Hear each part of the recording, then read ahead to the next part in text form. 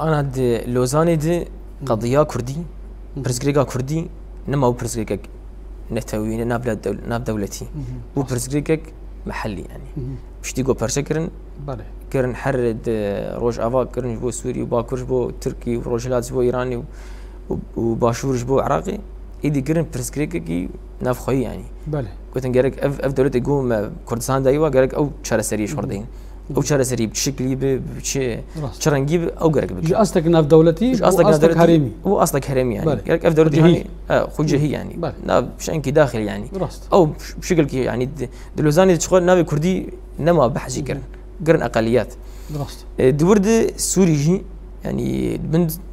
سيد فرنسيا دو يعني فرنسيا فرد كاتبون فرد دولة منتدبة يعني بقى قرنا هركسي درباسي عرض سوريا ويجي سياسة خد مشان ويجي برجماندية خد مشان بله وفينا قال لك شورشي ديجي ويدر كابتن شو علي كردا علي دروزا حرق بجي الجوري امكاني خا شورشي نشيبون لحياة دمجيجي روشا كردا دسوريا دي يعني حياة دستور جوشيبون دستوري ملكي بون يعني لا مركزية تدهو يعني ودويجي خصوصيتها حر هرمكي تدهو لأما نما يعني بشي فرنسا درباسي فربو ادي ودويجي سياستك انه دسبيكر بله دستوري حزار ونص ودوان ديجي اوجي نجبو كردان نخراو يعني باش دستوري حزار ونص بينجي باش يعني ام بيجن باش حالتي عادي يعني باش يعني قولي درفتي هيش بو كردا قولنا ما بحثا هرمي ويجدك نما بحثا برزيكا ويجدك وجد بيجن باشا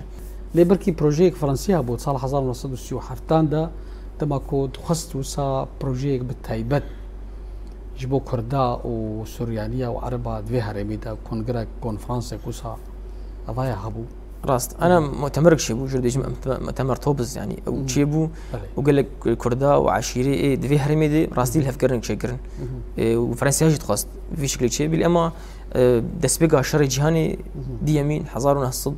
وستيفن هاند اف بروجي نجيان سري شر جهاني دي يمين شيبو فرنسا ايدي يعني قال هتلر كت باريس دي ويدي دي حكومات شيبون وقف زعيفونك زعيفونك فرنسا زعيفونك بركي قال لك برزغريك نفر ايه هرمي جابون قال لك سروك عشيري كردان ديجي سكن ديجي في باريس يعني انا قال لك جي ام عرب براي هذن وام جهدو جدان هذن مثلا جارك ايجو شري فرنسا قرب ابراهيم هنانو براستي كرد يعني بله راس يقولوا جي ناكو كي كرداج هبون يعني دي تيار هبون تيار اكيد بيجي قال لك فرنسا بخبتن جو حرم ماتشبن تايبت ما كردا وهناك ديجي دبيجنا قال لك ام ولاطي خربن بسوري ربن بعرب ربن ابوار شيام